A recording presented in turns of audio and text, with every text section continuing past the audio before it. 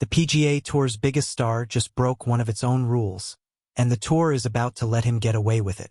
That's the situation unfolding around Rory McIlroy right now, and it's exposing a fight over control that goes far beyond one player and one clause. Is this smart self-management from a 37-year-old legend planning the final stretch of his career? Or is it special treatment that no ordinary tour member would ever receive? The answer depends on who you ask, but the facts themselves are not in dispute. To understand why this moment matters, you have to start with Brian Rolapp. He spent more than 20 years at the NFL, where he built the league's media rights deals into one of the most valuable properties in sports. The PGA Tour hired him to do something similar, modernize a business that has been under pressure since the arrival of LIV Golf. Rolap officially becomes PGA Tour Commissioner in January 2027. Right now, he is incoming, not yet fully in charge, which matters because it shapes how much authority he currently has to enforce or waive the tour's own rules. The centerpiece of his plan is a restructuring set for 2028. It splits the tour into two levels: a championship series of roughly 130 players and a challenger series of about 140 players, with promotion and relegation between them each season. The plan was shaped by the tour's Future Competitions Committee and has been publicly backed by Tiger Woods. This is the policy half of the story, and on paper it's straightforward. In practice, it collided almost immediately with one of the tour's most prominent players. The collision happened in a pre-tournament press conference at the US Open, held at Shinnecock Hills. Rory McIlroy raised a concern that events like the Canadian Open, a national open with real history, could get pushed into what he called Track 2 under the new system. He compared that lower tier to the Korn Ferry Tour, the developmental circuit one level below the main PGA Tour. Calling part of the new structure a glorified Korn Ferry Tour was not a small comment. It landed hard because it questioned whether tradition and history would survive a system built primarily for television and sponsors. Rolap responded on the record at TPC River Highlands. He said he had spoken to Rory directly about the comment, and he defended the plan by pointing out that the tour would still run 47 events serving roughly 230 players, just organized more clearly for fans and sponsors than the current format allows. What's often left out of the headlines is that McIlroy later clarified his position. He said he actually supports the broader restructuring. He is not opposed to the plan itself. He is flagging one specific risk: that national opens like the Canadian Open could lose their identity once a two-tier system exists.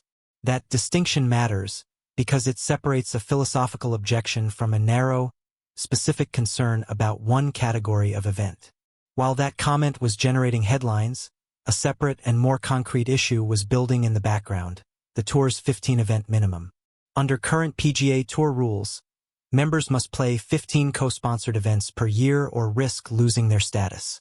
McIlroy is on pace for 14. He is one event short after skipping the RBC Heritage, a signature event, and the Travelers Championship. In his own words, paraphrased from his public comments, his reasoning centers on wanting more time with family, more balance, and the ability to pick his spots the way Tiger Woods and Scottie Scheffler have started to do in recent seasons. This is not a new or hidden strategy among top-tier players. It reflects a broader shift in how the biggest stars manage a long season, an important detail often missing from the outrage online. McIlroy says he flagged this issue to the tour at the end of last year. This is not a surprise move sprung on officials at the last minute. It is something he has been upfront about for months. His schedule also shows where his playing time is going instead. He is committed to a heavy international slate, including the Scottish Open, the Open at Royal Birkdale, and additional events in Ireland, India, and Australia. These commitments are not vacation time, they are still competitive golf, just outside the tour's own co-sponsored event count. Buried in the PGA Tour's rulebook is a little-known extenuating circumstances clause. It allows the commissioner to waive the 15-event minimum for an individual player under specific conditions. According to reporting from golf journalist Bob Herrig, the tour is expected to use that clause for McIlroy, preserving his membership heading into 2027. This would mean he faces no penalty for falling short of the requirement, despite the rule technically applying to every tour member. McIlroy himself has said he is in constant dialogue with Rolap and his team about the situation. That detail matters because it means this is being handled openly, through direct communication, rather than negotiated quietly behind closed doors. Still, the backlash has been real and immediate.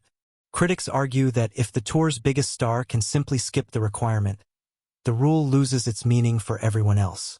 Social media reaction has included direct accusations of favoritism, along with public mockery of the idea that rules apply differently depending on who is breaking them. Defenders of the decision point out that the extenuating circumstances clause has existed for years. It was written for exactly this kind of situation, an established player managing a long-term schedule, and no tour is likely to bench its most commercially valuable player over a single missed event. Both sides are working from the same facts. Where they land depends entirely on how much flexibility a rule should allow before it stops functioning as a rule at all. Step back from the individual dispute, and a larger structural question comes into focus. This is not really a personal conflict between Rory McIlroy and Brian Rolapp. It is a test of how much control the PGA Tour actually has over its own biggest stars while trying to modernize its business. McIlroy's specific worry about national opens, the Canadian Open, potentially the Scottish Open, offers a preview of who else could get squeezed once the Track 2 system exists in 2028. If a tournament with decades of history can be reclassified into a lower tier for television purposes, other legacy events may face the same question. That puts Rolap in a difficult position. He has to run a business that satisfies broadcasters, sponsors, and the demands of the 2028 overhaul, while also keeping his most bankable player satisfied enough to stay publicly supportive of the plan. Those two goals do not always point in the same direction, and the McIlroy situation is the clearest evidence yet of that tension. The 15-event rule was designed to apply equally to every tour member. The extenuating circumstances clause was designed to allow for exceptions.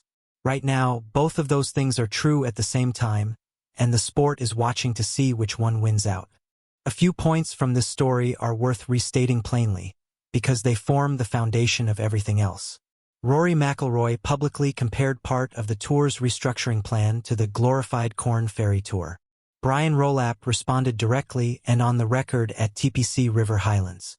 The 15-event minimum is a real, existing tour requirement.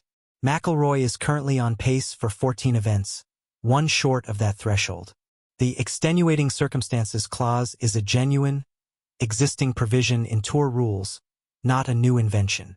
Bob Herrig's reporting indicates the tour is expected to apply that clause to McIlroy for 2027. McIlroy has stated he flagged this issue to the tour at the end of last year, well before it became a public story. He has also said he is in constant dialogue with Rolap's team about the resolution. The 2028 restructuring plan includes a championship series of about 130 players and a challenger series of about 140 players. Tiger Woods has publicly backed the broader restructuring effort.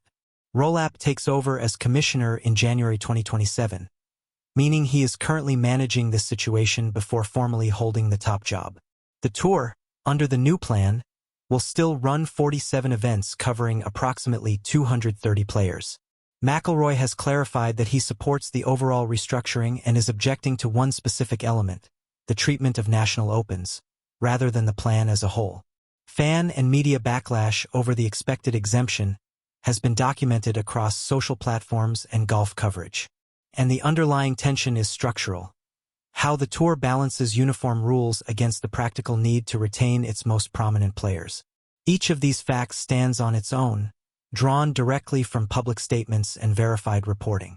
Together, they describe a tour navigating a genuine conflict between policy and star power, one that will likely resurface again as the 2028 restructuring gets closer and more legacy events face the same question McIlroy raised about the Canadian Open.